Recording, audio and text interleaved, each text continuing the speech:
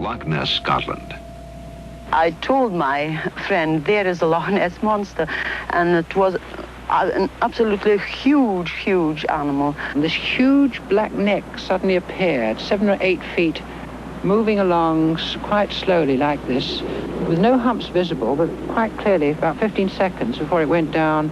Well, then, of course, when we told people about it, nobody believed us at the time. They said, oh, you've seen a water kelpie or something, and pulled our legs. They didn't believe it. But we knew we'd seen the thing. It was really terrifying. The Himalayan mountain range, Asia. I saw the abominable snowman on the western slope 100 yards away from me. The Pacific Northwest, the United States. I felt something staring at me, or a feeling of being watched. And I turned around, and that's when I saw Bigfoot. I was terrified. Well, I was in shock. It's totally unexpected. And the only equation I could make on this thing is that it was a gorilla. And we saw this hairy-looking animal crossing the road on his hind legs, and I can't tell you for sure what it was, but I believe it was Bigfoot. Do monsters dwell among us, or are they only apparitions, walking in the landscape of our minds? Are they subjects for zoologists or psychologists? Some people want to believe in the existence of monsters because they make the world more colorful and exciting. As children, we live in a fantasy world and create all sorts of imaginary beings. But as we mature, we're taught to be less credulous and to believe only in that which can be proven to exist. Most of us are able to give up our imaginary creatures, but some people can't. They create monsters that provide an outlet for their internal fears. By embodying these nameless fears in strange creatures, they externalize them and make them easier to deal with. Man has always been quick to believe in monsters. They are beliefs born out of the unknown, nurtured by the unexplained, beliefs difficult to disprove. Some monsters, however, have had a basis in fact. For centuries, Western man had heard rumors about a legendary man-monster that roamed the jungles of darkest Africa. It wasn't until the late 19th century that science caught up with the legendary monster, calling it the gorilla. New biological species are being found each year, like the Komodo dragon in 1912 and the okapi about 1900. Yet some creatures remain myths. Myths are a part of universal folklore as humans seek to explain a practice or a belief. The Smithsonian is concerned with studying truth and seeks to explain beliefs as well as preserve objects associated with them. Myths about strange creatures seem to hold a never-ending fascination for the public. Thousands of inquiries have been directed to the Smithsonian asking about the possible existence of various creatures, including the Loch Ness Monster, Bigfoot, and the abominable snowman. In the last decade, over 300 reported sightings of Bigfoot have been recorded in America. In 1973 alone, there were 33 reported sightings. This year, 9. Called Momo in Missouri, the Fouke Monster in Arkansas, the skunk ape in Florida, Sasquatch in Canada. The giant monster is said to have migrated here across the Bering Straits land bridge that once connected Alaska to Asia. A relative of the Bigfoot has been reported seen in the Russian Caucasus, where it's called the Almista. Another relative is said to live in the Himalayas. Here in the highest mountains of the world, it is known as the abominable snowman, or the Yeti. In Kathmandu, Nepal, nearby famed Mount Everest, Sanskrit scholar Yogi Narahari Nath tells of his encounter with the creature. I saw a Yeti while I was trekking with 60 other people in the western Himalayas. I was 100 yards ahead of my friends when I saw an ugly-looking black creature walking like a man. It was hairy and naked, and it moved fast. The culture and religion of the mountain people of Tibet and Nepal, the Sherpas, are filled with tales and dances of demons. Some are of the abominable snowman, considered an evil spirit to be feared. Among some, it is considered fatal to even look upon a Yeti.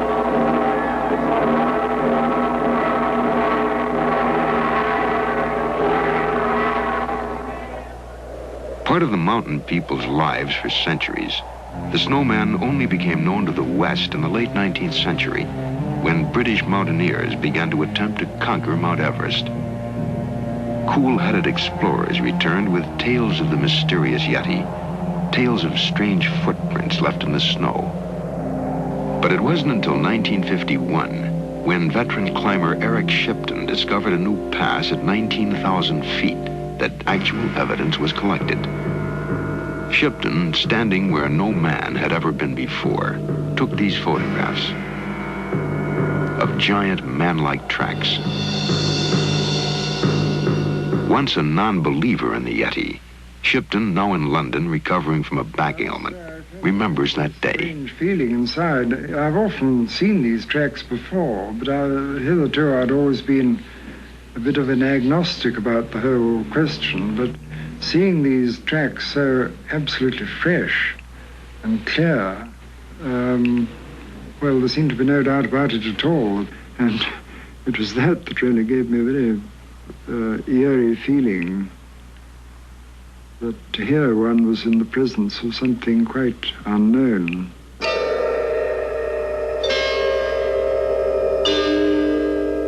What the footprints show are the tracks of an animal that moves on 2 feet for long distances.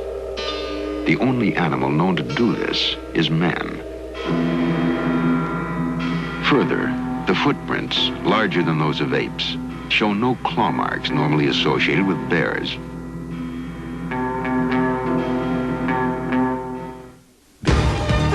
Additional evidence was collected in 1953. While directing the Hillary expedition, the first to reach the top of Everest, Lord John Hunt says he heard the Yeti. This was during the 1953 expedition when we were doing some training, expedition training, in the mountains on the east of Everest.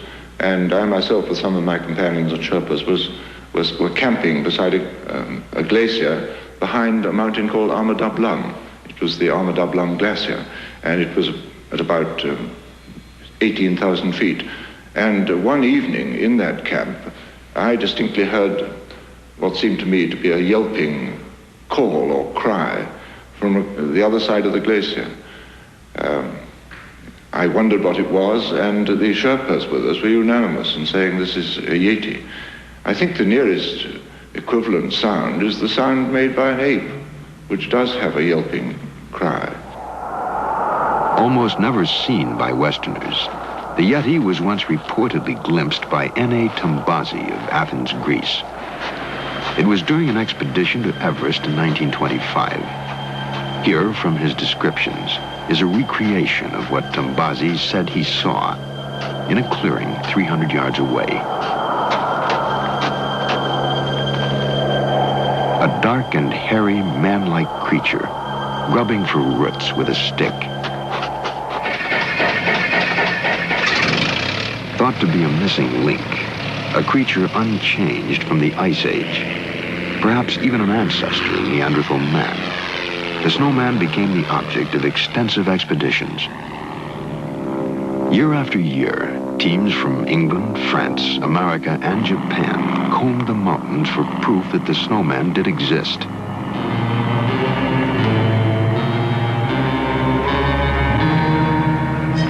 Anthropologists and naturalists joined in the search, looking in vain for bones or a dead carcass, for something physical to bring home to a Western world of skeptics.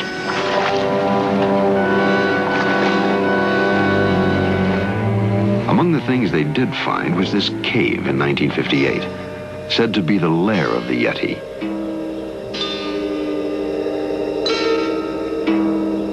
And in 1961, what was said to be the hide of a Yeti. And even its alleged mummified hand and what was said to be the hide of a Yeti's scalp. These artifacts, plus eyewitness testimony, convinced many of the Himalayan travelers that the snowman did exist. The leader of one expedition, however, does not agree. Sir Edmund Hillary, the first man to reach the top of Everest, led an expedition in 1960 to search for the snowman. After analyzing the mysterious footprints in the snow, he contends they were made by known animals. Footprints, he said, change shape, grow larger as they continuously melt and refreeze. He brought the alleged artifacts of the Yeti back to England for examination. The scalp turned out to be that of an antelope, the hide that of a bear. I believe that many of the sightings, perhaps, came from people seeing this very rare animal, the Tibetan blue bear. One reason for saying this is that we obtained some skins of the blue bear, and on seeing them, the Sherpas would immediately say, Yeti, Yeti, because all the markings on the chest and on the creature fitted in with the stories they'd told us about what the Yeti looked like. At the Smithsonian Institution, Secretary S. Dillon Ripley, ornithologist and a veteran traveler in the Himalayas, agrees. I am convinced that it is possible in the mountains to have things elude one for generations. There are several birds that I'm still looking for and hope to find before I'm through. I'm also convinced that this kind of vast space high up does have an effect on people. The first trip I made in the Western Himalayas when I was 13 years old, I became entirely aware of the sensitivity of the Tibetans who lived there towards myth and legend and folk tale. It is quite possible as you go by a mountain where there is a narrow gulch and a stone comes rolling down soundlessly, just missing your head, barely avoiding you, as it were, it's quite possible to believe that someone, some evil genius, just rolled that stone down. If you project this kind of imaginatory thing, this episode where a real stone just misses you, at the altitude of 13, 14, 17, 18, 20,000 feet, whatever it may be, you can easily realize that it's a question of mental imagery and the possibility that you yourself can be deluded. And yet reports of the abominable snowman's possible existence continue to come in. In July 1974, a Sherpa girl, Loch claimed she was attacked by the snowman.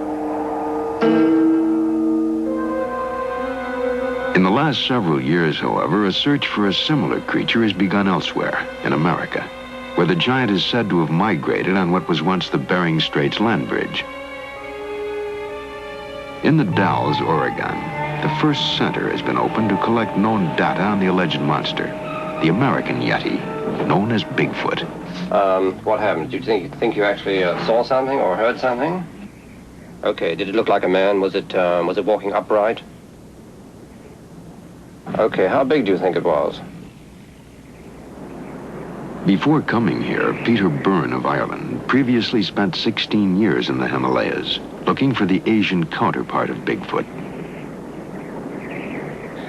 I decided to leave the Himalaya and come here and get into the Bigfoot investigation and search because I felt there was more chance of coming to a conclusion in this area, in this country.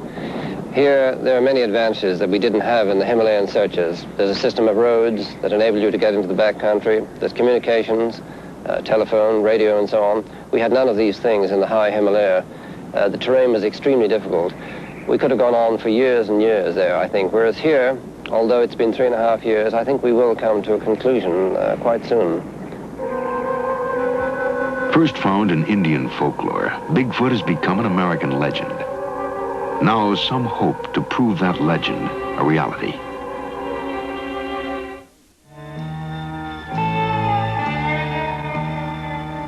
Does a wild, giant, man-like monster called Bigfoot roam the American forests? Could a sizable population of 8-foot, 500-pound creatures exist on the edge of an industrialized society? American scientists emphatically say no. I don't care what other people think. I saw Bigfoot 10 years ago. I was with 11 other Boy Scouts at the time. And we were camping 18 miles south of Butte in the Deer Lodge National Forest. We had walked in to the forest about 5 miles that day. Not over yet. We got another mile. In this dramatic recreation is what Dan Malachny and 2 of his friends claim they saw. It was after a long day of hiking and a long night of telling mysterious tales around a campfire. For the more impressionable, sleep was long in coming and short in duration. Whatever it was in the forest, Dan's friend was the first to sense it.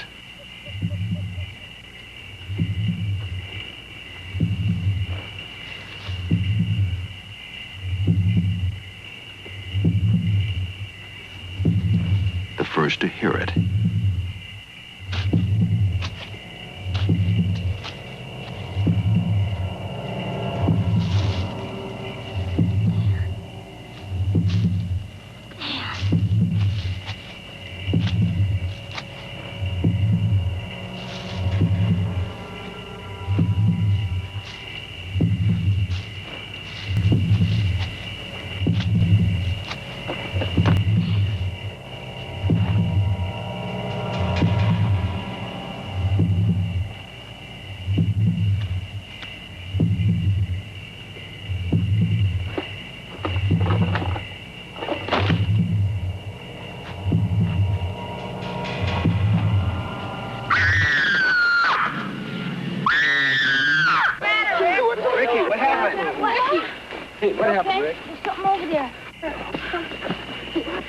Dan and one other boy claim they also saw the hairy, man-like giant. Some boys doubted their story, but Dan was certain. It took us a couple hours to get back to sleep, and when we got up the next morning, we went up on the ridge where we saw the Bigfoot at, and when we got up there, we discovered a number of footprints, the biggest footprints I've ever seen, and they look something like this. Exhibit A, the footprints. By now, thousands of them, first observed, then preserved in plaster. Human-like footprints, some 18 inches long, 7 inches wide. The footprints of a giant. Did you say talk up? Yeah.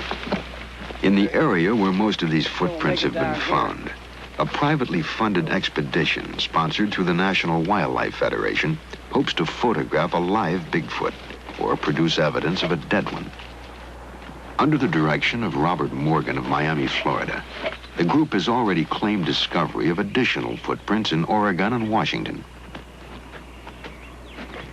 They believe a colony of over 200 Bigfoot creatures inhabit the unexplored wilderness of the Pacific Northwest. The expedition has tried to anticipate the creature's movements, running the roads, keeping a watchful eye for any evidence of its passing.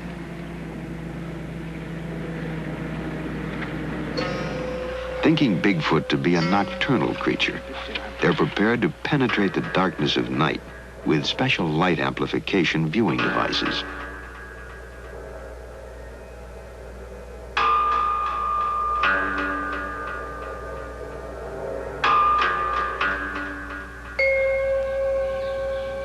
Morgan, a former government computer specialist, began to pursue Bigfoot only after having seen one, he says, in 1957.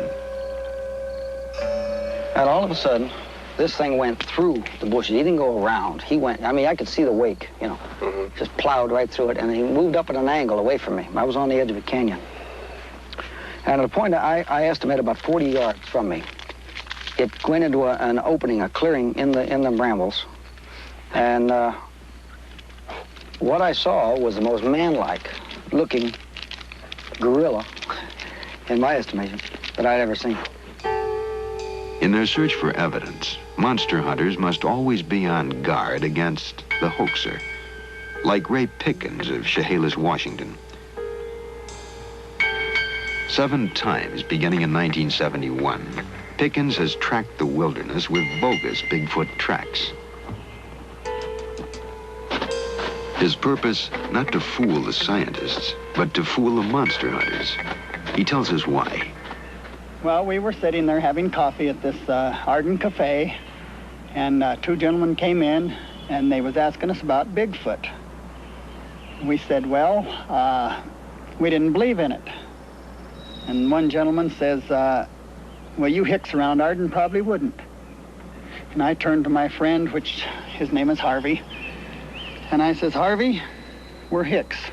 What are we going to do about it? And he says, yeah, what are we going to do about it? I says, we're going to show them who the hicks are. And then I went home and made boots. And by the time the next day was over, there was 700-800 people looking at the tracks from all over the country.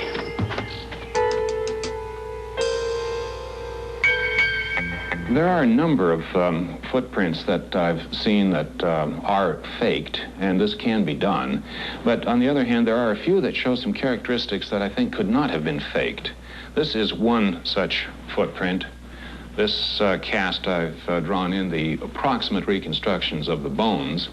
This is a crippled individual where a couple of bulges have extended out between adjacent bones on the outer edge of the foot.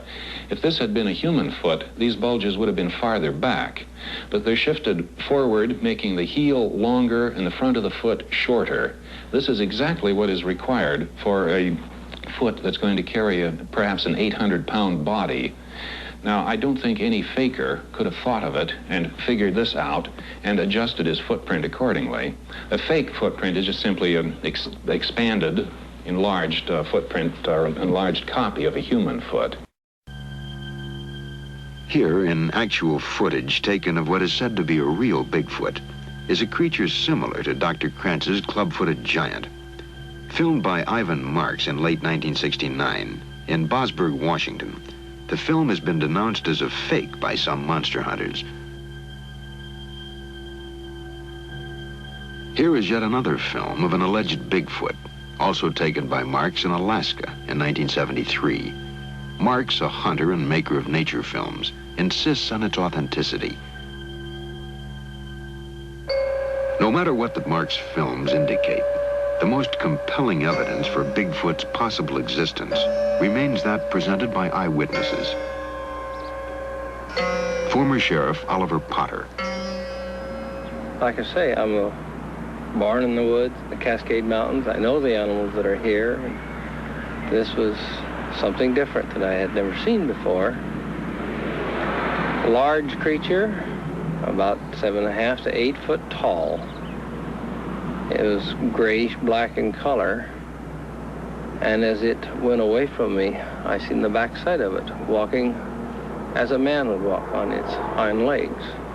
It moved more or less like a man, and it was about 6-7 feet tall and probably a blackish brown color, and I couldn't see its face because it was running away from me across the road, and I actually, her and I both saw it disappear into the brush. Like I say, I was born and raised around here, and bears just don't walk on these hind legs that long. There were 4 of us in the car when when I was the first one to sight it. We pulled up on the freeway and pulled back for optimum viewing. Oh, I'd seen people from the same location and in about the same spot before. Humans up there. It probably was twice the size. And it was a dark, dark brown, just swaying back and forth, sitting on a rock. Could the people who say they've seen Bigfoot be seeing something else? A bear, perhaps? Or could the creature be only in their minds?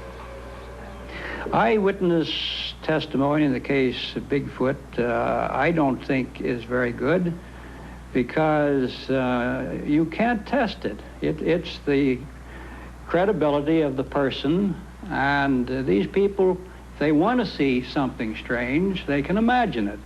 Dr. Stewart is Director Emeritus of the Smithsonian Institution's National Museum of Natural History. He demands more proof before he'll accept Bigfoot. I do not believe in Bigfoot because no hard evidence has been presented. All the evidence so far is in the form of footprints and such reports, all of which constitute soft evidence.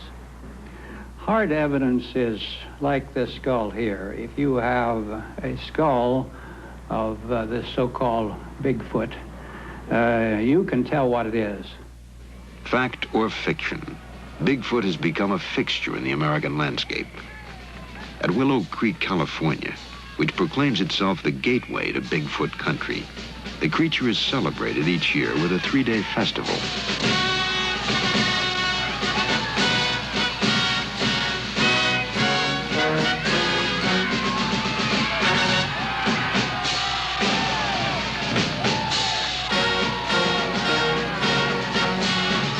Bear, ape, man, monster, or myth, one thing is certain.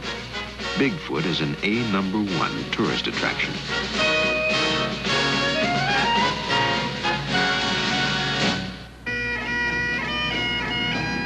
But halfway around the world, another alleged monster has proven to be an even bigger tourist attraction.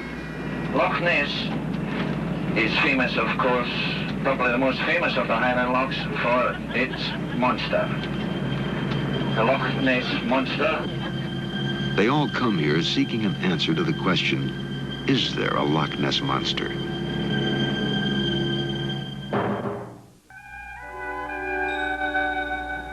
Loch Ness is the largest freshwater lake in the British Isles, 24 miles long, about 1 mile wide, in some spots 900 feet deep. Located in the north of Scotland, the lake is said to be home to a mysterious family of giant creatures.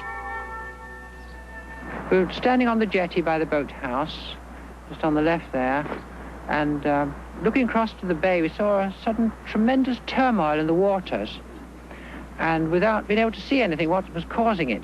And suddenly we noticed this huge black head moving along, 7 or 8 feet out of the water, very, very slowly. And then after about 15 seconds, it went down. But we never saw any humps, but it was very exciting while it lasted. Serpents and monsters have long been reported seen in the world's watery depths. They are part of the mythology of the sea. These strange creatures emerged from the bored and terror-stricken minds of weary travelers.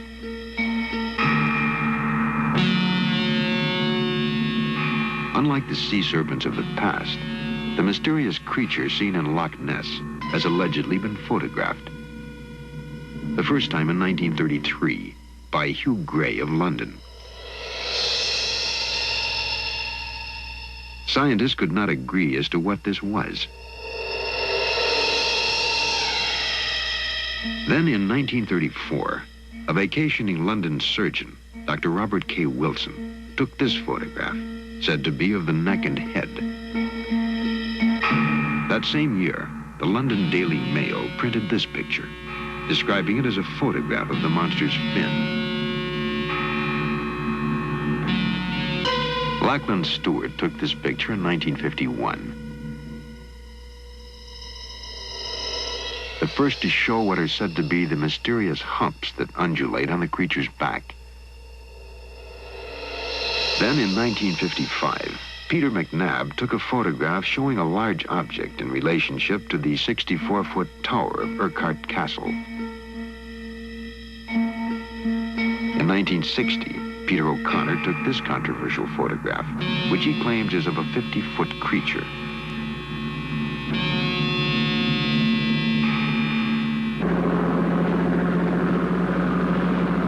Over the years, the Loch Ness monster has reportedly been seen mostly by the residents of the tiny villages on the loch side. The people who live here, fishermen and farmers, lead quiet, uneventful lives.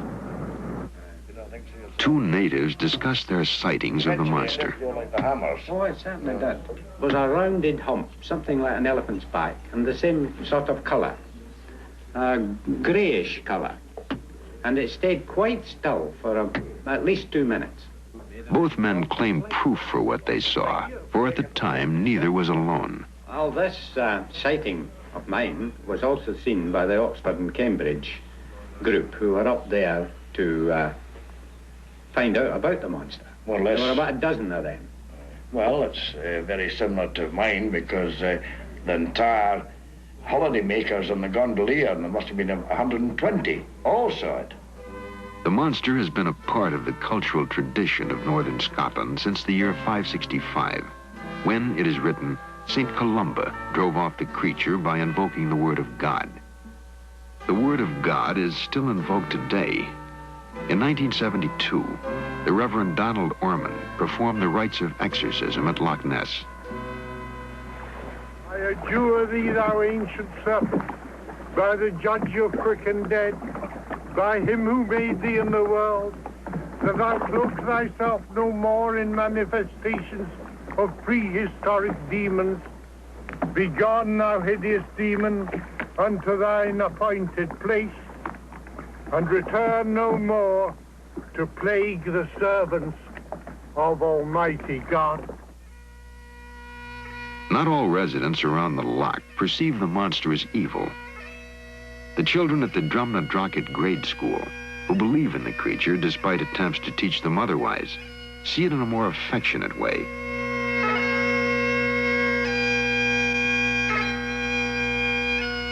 They call it Nessie.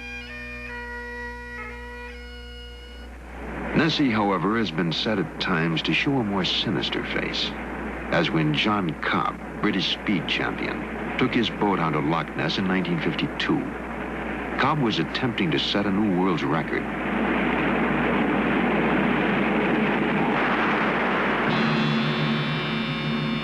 Cobb was killed, his boat striking a mysterious turbulence, which some claim was caused by the monster.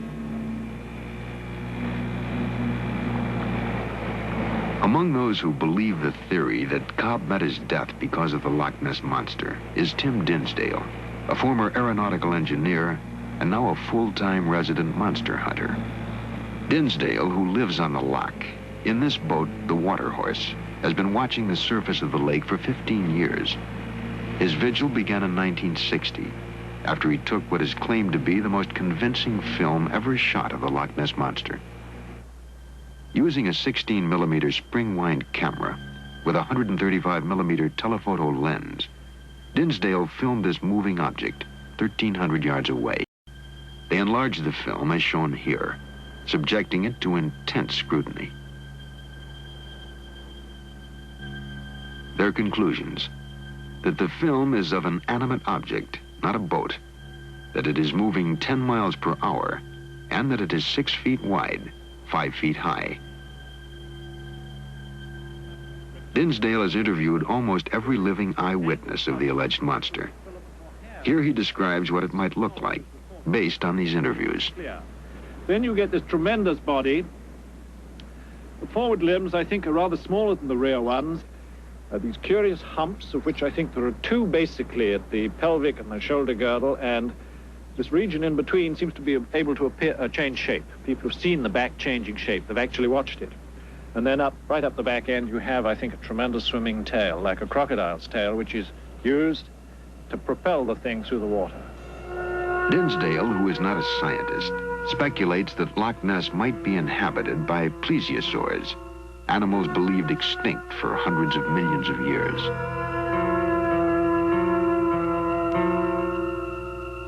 The theory is that plesiosaurs entered Loch Ness before the last ice age, when the lake had an outlet to the sea. That an animal believed extinct can still exist is shown in these films. The coelacanth, a fish thought to be extinct for 60 million years, was rediscovered near South Africa in 1938. The coelacanth was hidden in the open ocean. Loch Ness is landlocked, confined. Yet the question remains, could these waters be home to prehistoric creatures?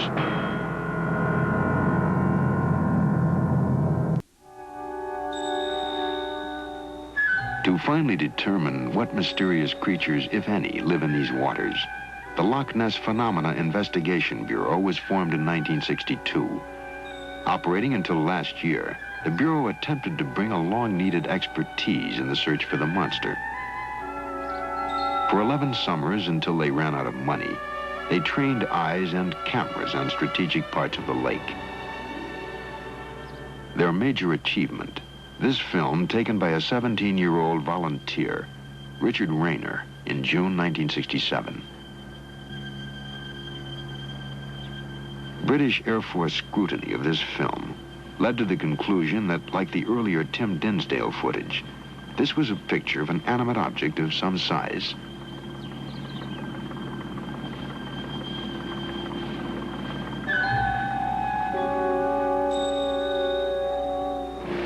Director of the Investigation Bureau was Member of Parliament David James. He tells us what criteria the Bureau used in evaluating eyewitness testimony. Well, if in doubt, we threw out. We never accepted any account within 15 minutes of a vessel passing either way, because you can get extraordinary wake effects rebounding off the shore and so on. So multiple humps within 15 minutes of a boat, we rejected out of hand. We were very reluctant to accept any sighting report by a single witness unless he happened to be someone who was experienced, like a gamekeeper or a naval officer with binoculars. But using the most rigid criteria we could, we found that on an average there were about 20 sightings a year, which we couldn't ignore. There wasn't a cloud in the sky when 5 or 6 humps appeared about 200 yards away. And when I saw them, the thoughts that entered my mind were this: there was nothing there when we passed. It's not any creature I know. It fits the descriptions of the Loch Ness Monster. It must be the Loch Ness Monster. This animal appeared, long, tapering neck, small head, huge hump, which I reckon 30 feet long, about 3 to 4 feet high at apex. And I shut my eyes once, twice, 3 times to make quite sure I wasn't imagining seeing something. No, it was there all right. The Loch is a mysterious place. Shadows and wakes create peculiar effects. There are those who say anyone can be coaxed into seeing a monster in these waters.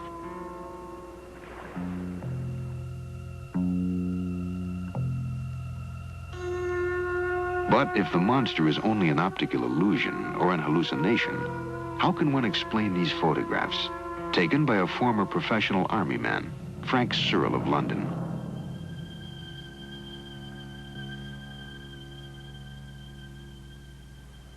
Serling runs his own one-man investigation unit at Loch Ness.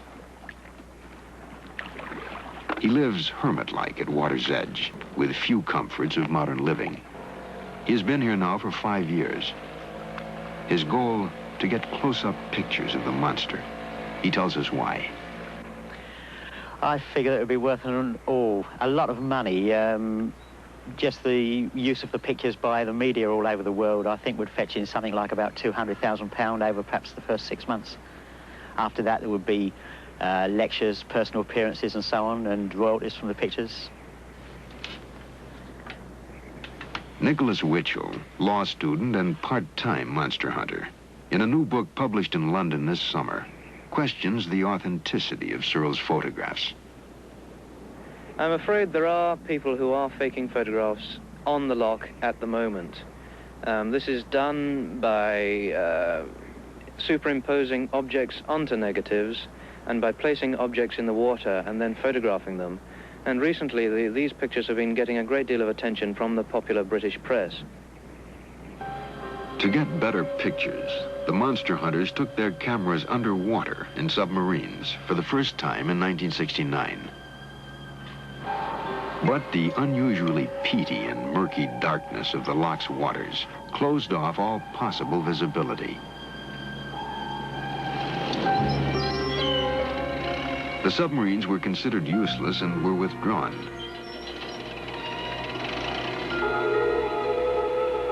Better results have been achieved with sonar, sound waves which collect echoes off whatever object they bounce. The echoes are converted into electrical signals on shipboard graphic recorders. 3 times in 1969, 70, and 72, research teams acoustically exploring the depths of Loch Ness have had contact with large, moving, but not necessarily living objects.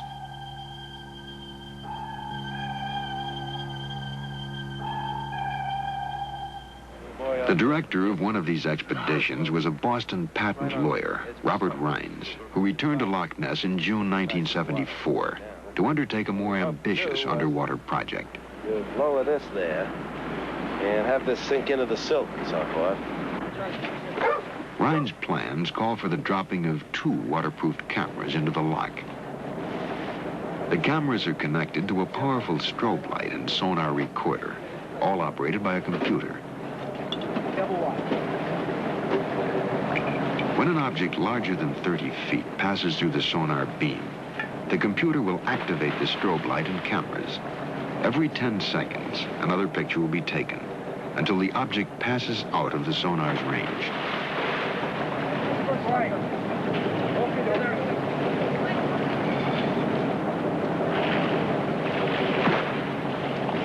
The equipment in place, a professional diver gives his opinion of working in Loch Ness. You're dead right. I don't intend to go back to Loch Ness again. Was it frightening? It was frightening. What was frightening about it? The eerie darkness. The buoy marks the location of the Rhines camera gear, 100 feet below the surface. Developed by Dr. Harold Edgerton of MIT, who also developed Jacques Cousteau's underwater equipment, this gear represents the current best hope of determining the monster's existence. In 1972, the Rhines team recorded this large object on the sonar screen, at the same time as it took this picture of a fin, said to be about 8 feet long, 4 feet wide. The fin, Rhines speculates, of the Loch Ness Monster. The Rhines fin bears a striking resemblance to the fins shown on the fossilized remains of plesiosaurs.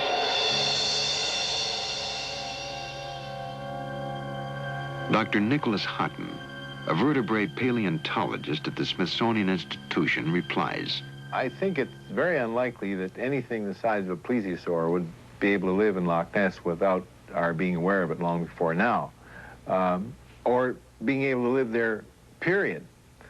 Because there just isn't enough room for something that big.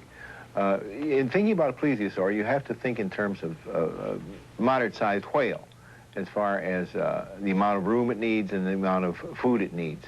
I can't give you very precise figures, but just to get sort of a ballpark order of magnitude, I would say that a reproducing population of plesiosaurs, whatever that is, maybe 40 individuals, we don't really know, but it would require a stretch of sea, depending on productivity, ranging along coastal waters, say from Chesapeake Bay down to, at least down to South Carolina or Georgia, and maybe all the way down to Florida.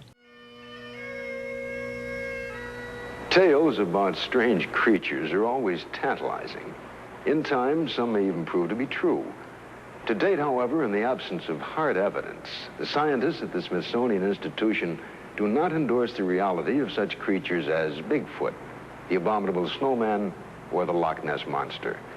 Undoubtedly, there are undiscovered biological species on Earth, and possibly in outer space. The scientists whose task it is to probe the unknown will one day discover these species. They will continue to try to separate the myths from the realities, to help solve the mysteries of that part of the world still strange and unknown.